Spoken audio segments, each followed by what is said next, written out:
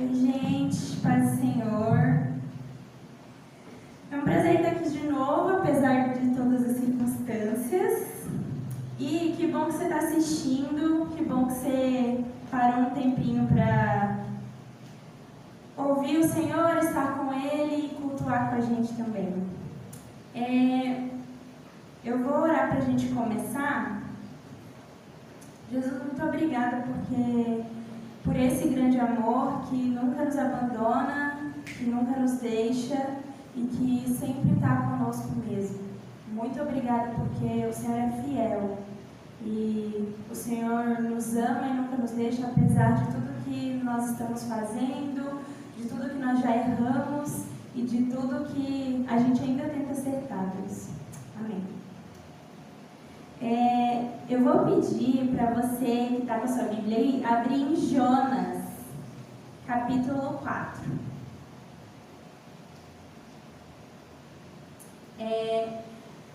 Eu acredito que todo mundo conhece mais ou menos essa história de Jonas, mas dando um contexto geral assim, do que acontece, esse capítulo ele é o fim do livro de Jonas, é um livro muito curtinho, então se você puder ler antes desse capítulo, vai ser ótimo também. Mas é um livro muito curtinho e no capítulo 4 finaliza numa conversa que Jonas tem com Deus e basicamente Jonas recebeu o chamado de pregar em Nínive. Ele queria fugir disso, então ele foi para Tarsis, pegou um barco, foi para Tarsis e acontece uma tempestade. Todos os marinheiros do barco começam a buscar os seus deuses e começam a orar, porque cada um tinha um deus no barco, então todo mundo começou a orar para o seu deus. E encontraram Jonas descansando, falaram para ele, olha, ora para o seu Deus aí, porque a gente vai morrer. E aí perguntaram qual era o Deus de Jonas e tudo mais, ele conta e enfim, até que esses homens veem que não tem saída e Jonas também, então lançam ele no mar e aí a tempestade para na hora.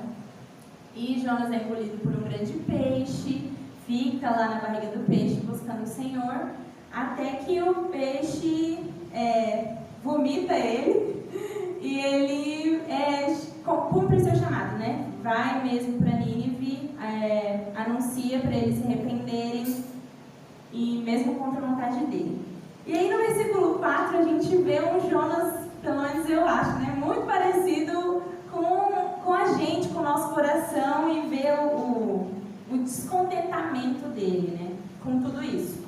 Parece, se parasse ali no capítulo 3, que os ninivitas se arrependem, seria lindo, seria um negócio assim. Mas aí vem o capítulo 4 para mostrar o profeta Jonas mesmo.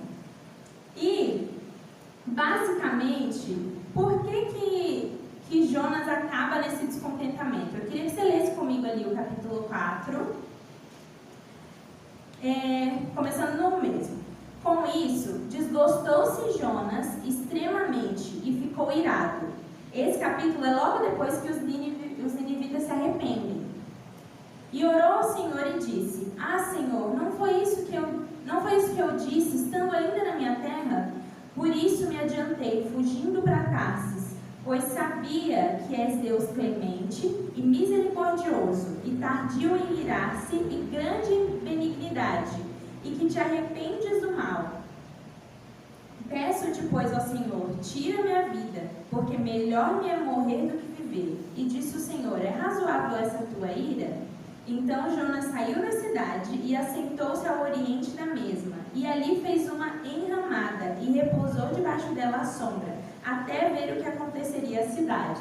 Então você vê um homem muito bravo com o que Deus estava fazendo, apesar de ser uma expressão da bondade de Deus. Deus estendeu o arrependimento, estendeu a chance para os ninivitas através dele, ele pregou e o povo se arrependeu. E era exatamente o que todo profeta gostaria. Mas Jonas fica muito indignado com isso, porque ele realmente não queria que eles se arrependessem. Ele não queria que a salvação alcançasse esse povo, né? E aí lá no 6 continua. Então fez o Senhor nascer uma planta que subiu por cima de Jonas para que fizesse sombra sobre a sua cabeça, a fim de o livrar de seu desconforto. Jonas, pois, se alegrou em extremo por causa da planta. Mas Deus, no dia seguinte, ao subir da alva, enviou um verme, o qual feriu a planta e esta se secou. Nascendo o sol, Deus mandou um vento calmoso oriental. O sol bateu na cabeça de Jonas de maneira que desfalecia, pelo que pediu para si a morte, dizendo: melhor me é morrer do que viver. Então perguntou Deus a Jonas, de novo, né? É razoável essa tua ira por causa da planta? Ele respondeu: é razoável a minha ira até a morte. Tornou o Senhor: tens compaixão da planta, que não te custou muito trabalho, a qual não fizeste crescer, que numa noite nasceu e numa noite pereceu.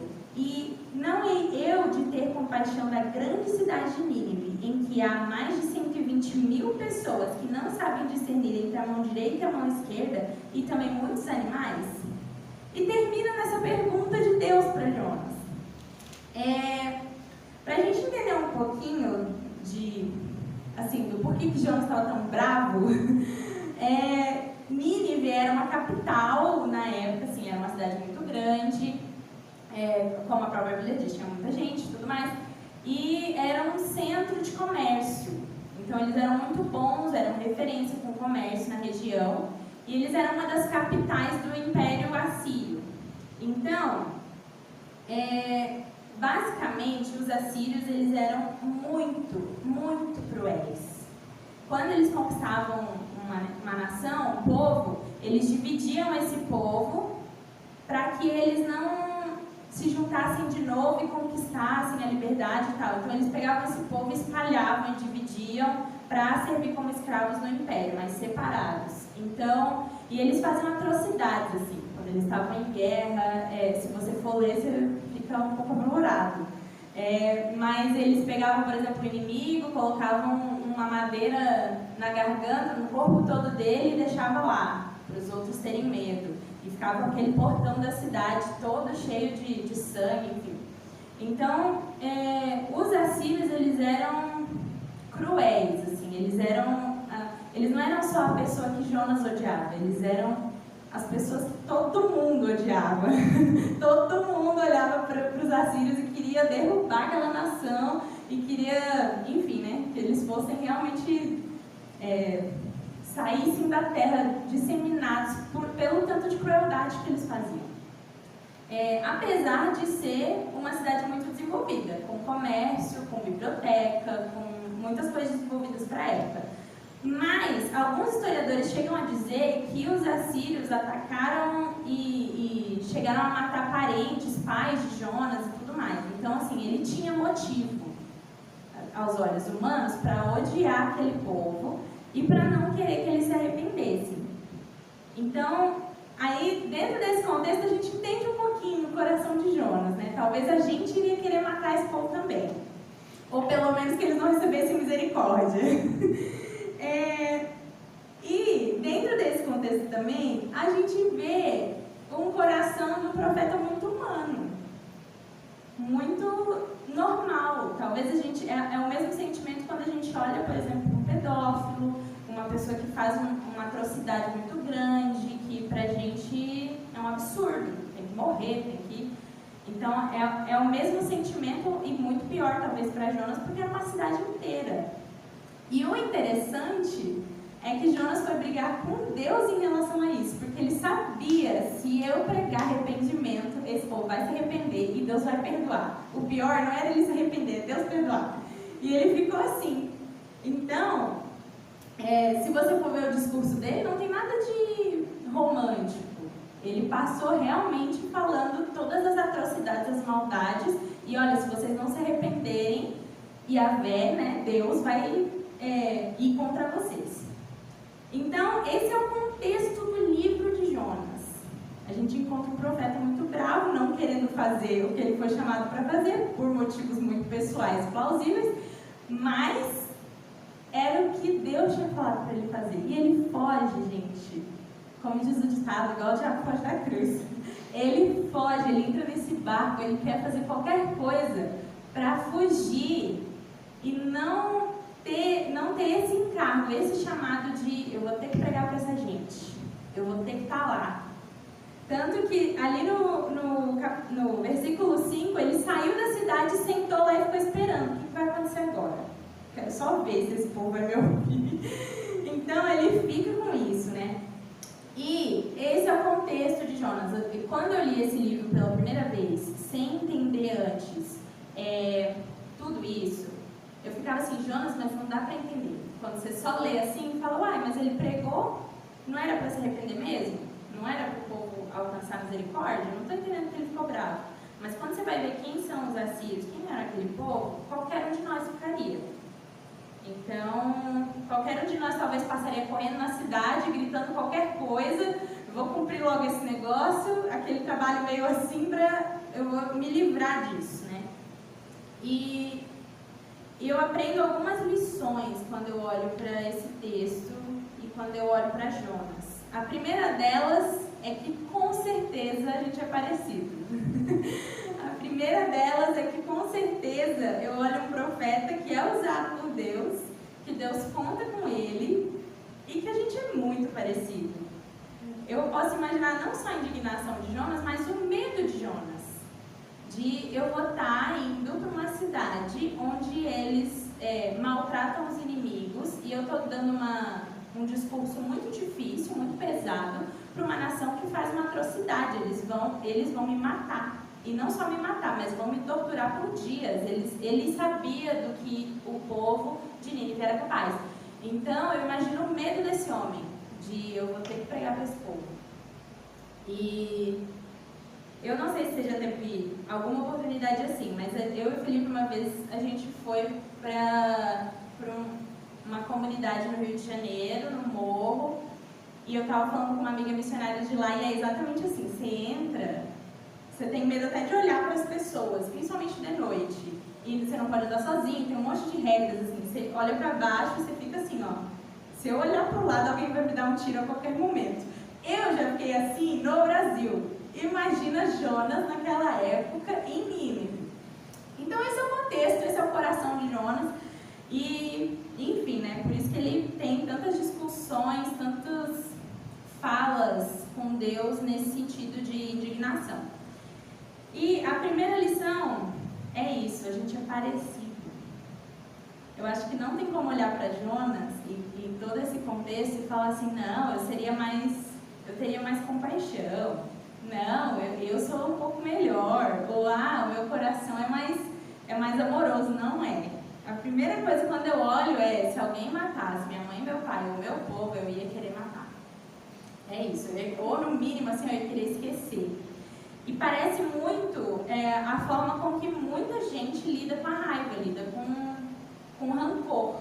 Tipo, fez mal pra mim, eu não quero ir lá matar, mas eu também não quero mais saber. E aí, abandona assim, né? Deixa lá, deixa essa raiva no meu canto, deixa isso acontecer do jeito que tá. E Deus podia, gente, ter escolhido outro. Jonas está lá na barriga do peixe. Deus podia, vou ter misericórdia de Jonas aqui, vou mandar outro. Mas não, Jonas, é você. O peixe vai lá e é você sabe o que você tem que fazer. E quando a gente está com momentos de rancor ou de muita raiva, é exatamente assim. Você sabe o que você tem que fazer. Você sabe aonde você errou, para quem você tem que pedir perdão. Você sabe o caminho, mas você não quer. Aí você entra num barco do nada e sai numa vida de ódio e rancor que parece que passou, mas não passa. Que a tempestade está sempre lá, que sempre está acontecendo aquilo. Então o coração de Jonas é muito parecido com o nosso, embora ele, a proporção se dá de a gente, às vezes é pessoa. A segunda coisa, eu coloquei uma frase aqui, que às vezes a gente adora o Deus que a gente quer que faça a nossa vontade. Eu acho que eu consigo ver muito isso nas pessoas, em mim também, em momentos de injustiça, principalmente comigo. Eu sou uma pessoa que é muito difícil para mim tolerar a injustiça. Normalmente, eu me levanto, eu falo, quando dá para articular, melhor, mas e quando não dá? Aconteceu um negócio comigo nesses últimos 2 dias, inclusive ontem eu estava nessa. Eu estava ligando aconteceu de a gente comprou uma passagem ano passado, durante a pandemia, a companhia aérea cancelou. E eu tava assim, ó, eu preciso desse dinheiro de volta, ou eu não sei o que vai acontecer, né? Eles têm que me dar alguma coisa. Eles me deram um ano de voucher, ia vencer um ano e eu não vou viajar agora, gente. Tá no meio da pandemia, o que eu faço? Liguei e vocês sabem como é, né? Aí eu fiquei, gente, eu tentei de verdade, assim, ó, eu fiquei 35 minutos em várias chamadas, 28 minutos, 35 minutos, esperando alguma coisa acontecer. E eu lembro que o meu coração, ele é sempre assim, em momentos de indignação, né? A minha primeira coisa é falar assim, agora eu vou xingar. Eu não sei se vocês fazem isso, mas agora ela vai ouvir. E é uma pessoa, sempre que você liga, é uma pessoa totalmente diferente. E aí eu liguei. Moça, você tá me dizendo que eu vou perder por causa da falha de comunicação de você, indignada, os 2 dias. E aí sempre que eu pensava em tratar aquela pessoa assim, ó, fora do nível respeito, eu segurava e falava assim, ó, ela nunca vai saber que eu sou crente, mas eu tenho que ser crente agora. E aí eu falei, tipo, moça, sabe como eu tô me sentindo? Eu tô me sentindo roubada, eu tô me sentindo injustiçada. Eu tô sentindo que vocês falharam com comunicação. E ela falou, teve uma que me atendeu que ela falou assim, ó, eu te entendo, eu sei, eu te entendo. E aí eu aqui, ó, pronto, tô fazendo terapia agora com a moça. Mas o meu coração a primeira reação era, eu vou falar tudo que eu quero falar para essa mulher que não vai resolver o meu problema. E além de tudo, ela nem tentou, porque a coitada, ela só tá lá. Eu já trabalhei em saque, gente, meu Deus. Então, às vezes a gente adora o Deus que a gente quer, na hora que a gente quer, porque a gente quer. Então, você acha que eu desligo o telefone, glória a Deus, Jesus, não consegui. Eu não vou fazer isso, ninguém faz isso. Só que a maioria das vezes é o que a gente poderia fazer. Até uma hora que eu desliguei o telefone, aí o Felipe, vem aqui, vamos comer, não sei o quê. Aí eu, é verdade, Deus não está deixando faltar nada. Esse dinheiro, assim, eu gostaria de ter, né? Seria bom. Mas Deus não deixou faltar nada, não tá faltando comida, não está faltando essencial, Deus está cuidando. Então eu respirei assim, ó, tudo bem. E isso 2 dias seguidos depois de estar falando com várias mulheres, né? Então, o nosso coração, às vezes, ele quer adorar a Deus só quando é o Deus que faz a nossa vontade. E Jonas estava mais ou menos assim. Quando Jonas olha para Nínive, ele fala assim, Deus, mas você vai salvar eles? Porque você está mandando eu pregar é para salvar. É para eles se arrependerem, eu ter uma chance. Mas eu não quero dar uma chance para eles, porque o sentimento é, eles são piores do que nós. E quando aconteceu essa situação comigo, eu cheguei a falar para o Felipe, olha, eles estão roubando de missionários. É pior. E eu lembro que eu falei isso com raiva. E é exatamente assim. Quando a gente tem raiva e quer que as coisas aconteçam do nosso jeito, e Deus, a gente sabe que Deus é soberano, parece que a gente quer que Deus mova aquela situação para a nossa vontade. Teve uma hora que eu orei e falei, Jesus, você sabe, não sei o que, não sei o que. E aí eu parei para pensar assim, ó, quantos milhões de pessoas que conhecem ou não a Deus estão passando pela mesma coisa, pela mesma pandemia, pela mesma situação de devolução de coisa e tudo isso. Por que eu acho que Deus, na sua soberania, tem que olhar para o meu caso especificamente e falar assim, vou reembolsar a Amanda porque ela é boazinha?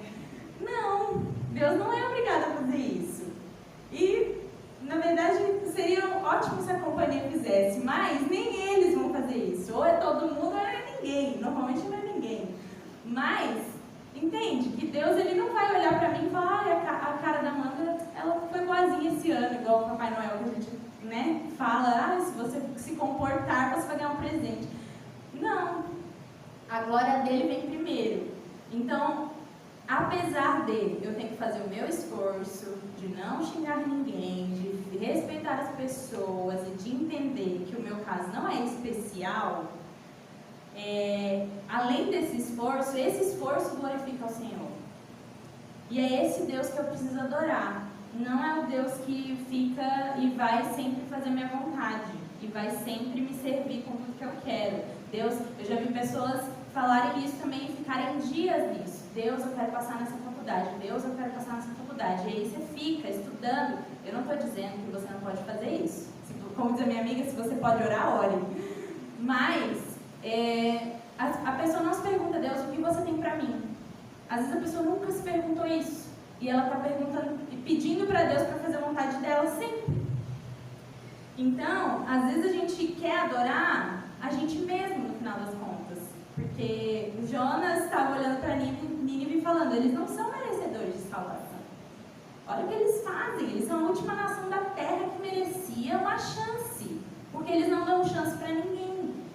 E esse era o coração de Jonas, olhando para a situação e julgando a situação. Assim como o meu coração olhava para a companhia e estava julgando eles, condenando todo mundo, que ninguém merece o céu nessa situação. Como assim?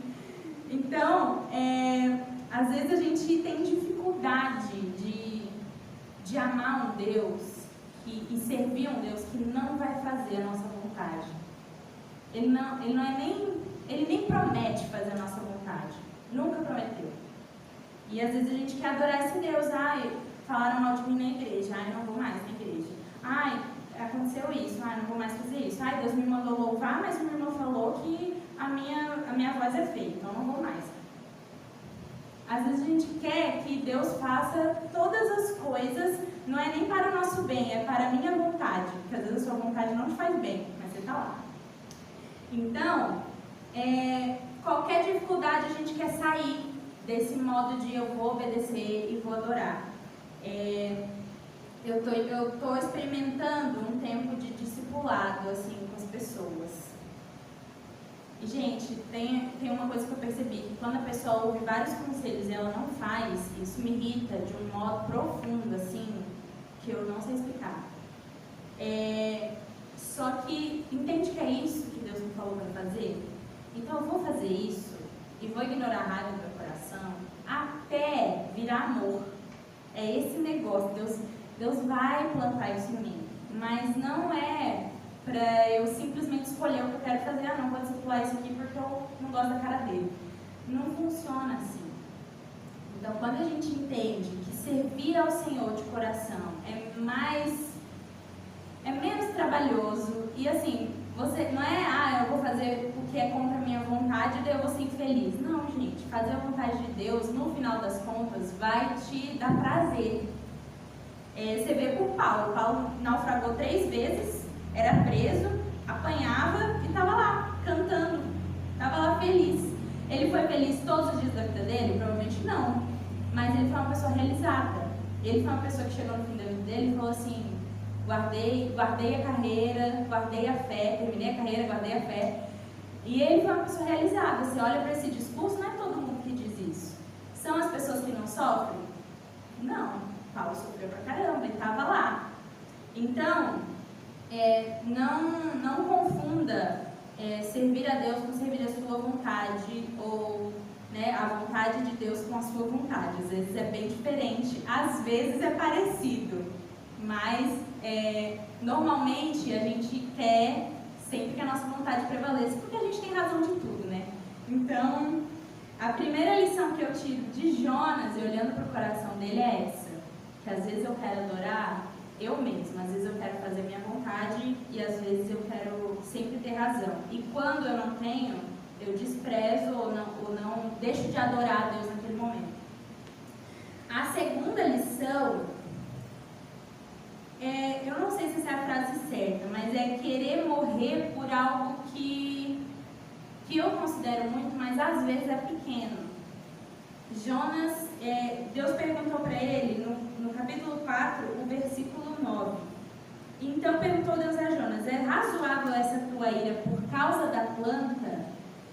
Deus não está perguntando, Jonas, é razoável a tua ira de novo? Ele está perguntando, é razoável a tua ira por causa dessa planta? E Jonas responde, é razoável a minha ira sim, até a morte. E Jonas quer morrer nesse texto, ele está assim, se sentindo... Sabe quando você está no fim do poço, assim, que nem cava dá mais? Ele está nisso. E Deus pergunta para ele, você quer morrer, você está assim por causa da planta? E ele responde, eu estou mesmo. E eu fiquei pensando, é uma planta, é exatamente isso que Deus disse para ele, né? É uma planta que nasceu hoje, morreu amanhã. E já mexeu com seus sentimentos, já mexeu com seu coração, já te deixou muito bravo, já te deixou irado. Então, às vezes a gente quer deixar também de obedecer ou de fazer o que é certo, porque é mais confortável. Porque se aquela planta ficasse lá, me dando sombra e água fresca, enquanto eu vejo a destruição ou salvação daquele povo, é muito mais fácil. Eu tenho sombra, pelo menos, eu tenho um conforto. E, pelo menos na minha versão, fala sobre desconforto, né? No versículo 6, fala que Deus fez nascer uma planta que subiu por cima de Jonas para que fizesse sombra sobre a sua cabeça e livrasse ali do desconforto. Então, a planta era unicamente para dar conforto a ele e depois ela morreu, né? E ele já ficou muito irado. Então, às vezes, o desconforto faz a gente passar poucos desconfortos, faz a gente querer morrer às vezes. E é impressionante como o ser humano ele não consegue se adaptar rápido em algumas coisas. Por exemplo, faz esse experimento. Se você, não sei, come sua comida favorita todos os dias e a comida é cara, tipo sushi, não sei. Eu vou comer sushi todo dia. Eu acho caro, né? Eu vou comer sushi todo dia porque eu tenho esse dinheiro, tá tudo certo, não sei o que, não sei o que. Aí você come de segunda a domingo. Se na outra segunda você não tem o dinheiro para comprar o sushi e, sei lá, seu salário está no fim, não sei o que aconteceu, ou de repente aconteceu um imprevisto, você teve que pagar, muito provavelmente você vai reclamar. Mesmo que em toda a sua vida antes você não tenha tido sushi, mas na última semana você teve e você ficou com aquela esperança de que, nossa, eu vou ter isso o resto da vida. E não tem. Então, o desconforto às vezes gera na gente essa vontade de eu quero morrer. E nem sempre é assim. Ou, quer dizer, é assim com a gente, mas não tem que ser. Teve um dia que eu fui pro louvor da nossa base missionária, eu fui assim pro louvor, gente, com o meu coração. Sabe quando você vai assim, ó, eu estou indo obrigada, porque eu não quero ir. E eu tava brava com sei lá o que da minha vida, assim, eu nem lembro. Mas eu tava muito brava. E aí eu cheguei assim, ó, não vou nem adorar, porque... Sabe quando você não quer abrir a boca? Eu tava realmente assim, com o meu coração sujíssimo. Eu tava assim, ó, Deus, eu não vou nem cantar hoje, tudo bem?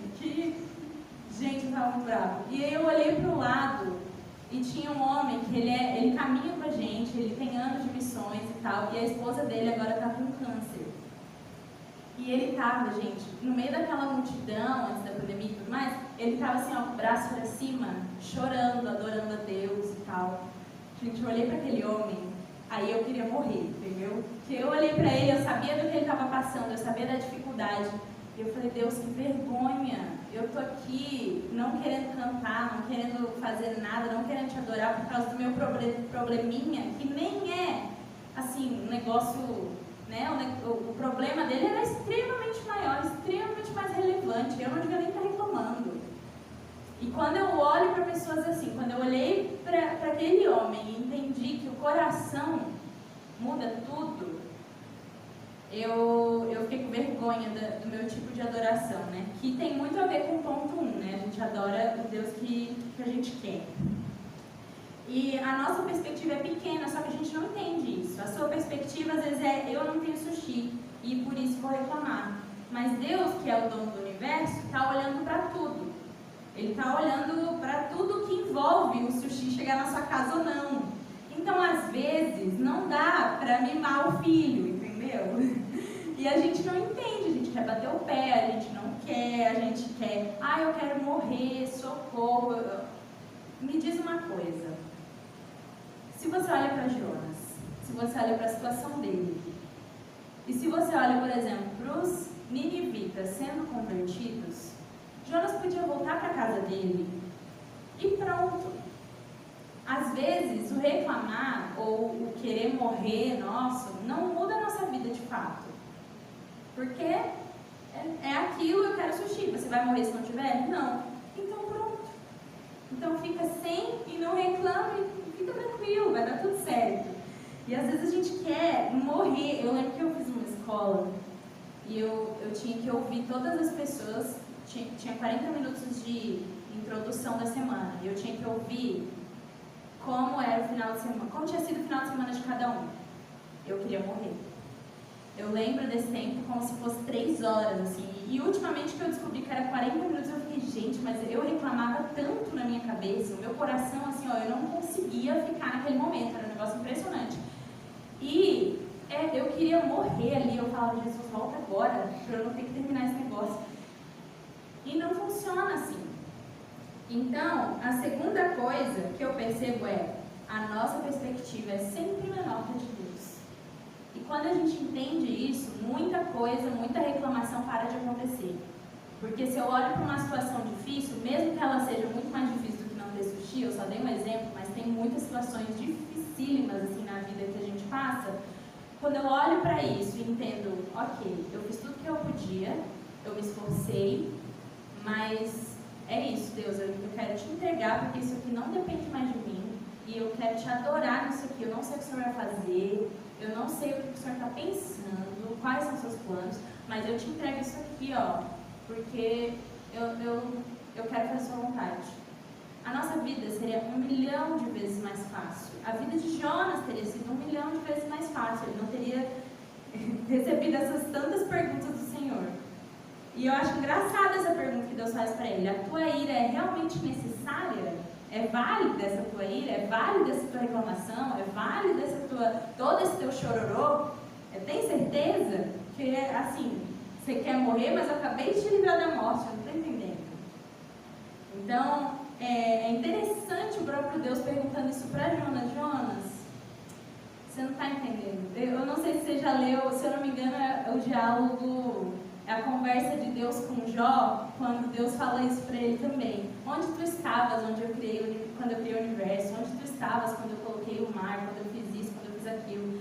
E Deus está falando para Jó assim, você não entende de perspectiva. Você está olhando para o seu mundinho, para as suas... Jonas está olhando aqui, ó, para as suas feridas com os assírios, está olhando para as suas feridas de guerra ou né, de perseguição, está olhando para o seu coração ali de defender a minha nação e de odiar eles, porque todo mundo odeia. Você está olhando para a sua feridinha. Deus está olhando para o universo. E quando Deus faz essa pergunta, eu consigo imaginar muitas respostas, se fosse para mim. Mas com certeza eu, em momentos de raiva, eu responderia bem igual Jonas. Eu quero sim morrer, mas a perspectiva de Deus é tão maior. E seria tão mais fácil a gente só entendesse isso. A gente não precisa enxergar tudo como Ele enxerga, até porque a gente nem consegue. Mas se a gente se esforçar para entender que, calma, não é do jeito que eu quero, eu estou enxergando só o meu pedacinho. Perdi o emprego? Calma, não é do jeito que eu quero, nem tudo funciona do jeito que eu quero. É só um pedacinho. A gente entenderia tantas coisas mais, ou pelo menos reclamaria menos, né? E a terceira coisa é justamente esse ponto, de entender o quanto a gente é pequeno. Entender o quanto a nossa perspectiva é pouca, é pequena. E eu não sei, talvez a fase que você está passando, mas é fase. Um dia acaba. Assim como os dias maus vão acabar também. Assim como, em nome de Jesus, essa pandemia vai passar. Mas os dias maus, eles têm fim. Então, seria muito mais fácil se a gente olhasse e confiasse no Senhor. Deus, você quer salvar os assírios? Tudo bem. Eu quero participar da sua vontade, não da minha. Eu quero te adorar e não adorar a minha vontade. Eu quero fazer o que o Senhor acha que é certo, não o que eu penso que deve ser feito. Então, quando eu olho para o coração de Jonas, são essas 3 coisas que eu aprendo com ele. E eu te convido também a ler o restante do livro, para entender tudo isso, entender como que ele chegou nesse ponto, que é muito legal se olhar o contexto da história, mas olha a partir dessa perspectiva agora, do contexto histórico de que os assírios eram pessoas muito difíceis. E mesmo assim, Jonas teve que ir, teve que lidar, e mesmo assim, Deus ainda estava lá para essas pessoas e amava essas pessoas. Então, Jonas também aprendeu muito do amor de Deus. Quando ele parou e pensou, é razoável a minha ira mesmo? É, Deus, eu estou assim. E aí, ele poderia e tem a oportunidade de aprender muito mais sobre o amor de Deus. E eu espero que a gente tenha a mesma oportunidade nos nossos dias maus. Amém? Eu vou orar para a gente finalizar. Deus, muito obrigado porque o Senhor nos ama e o Senhor nos mostra esse amor. Tanto que você tem por nós como pelas outras pessoas. Nos ensina a olhar para as situações e para as circunstâncias do jeito que você olha, Deus. Porque o jeito que você olha é sempre cheio de esperança, cheio de graça, cheio de perdão, cheio de misericórdia. Assim como você olhou para os assírios, você olha para as pessoas e para a gente hoje, Deus, com um olhar de amor, de misericórdia. Então, muito obrigada por isso. E nos ajuda a estender isso, Deus, nas nossas situações difíceis, nos nossos dias maus, que a gente possa engrandecer o teu nome acima de tudo. Amém. Obrigada, gente. Deus abençoe.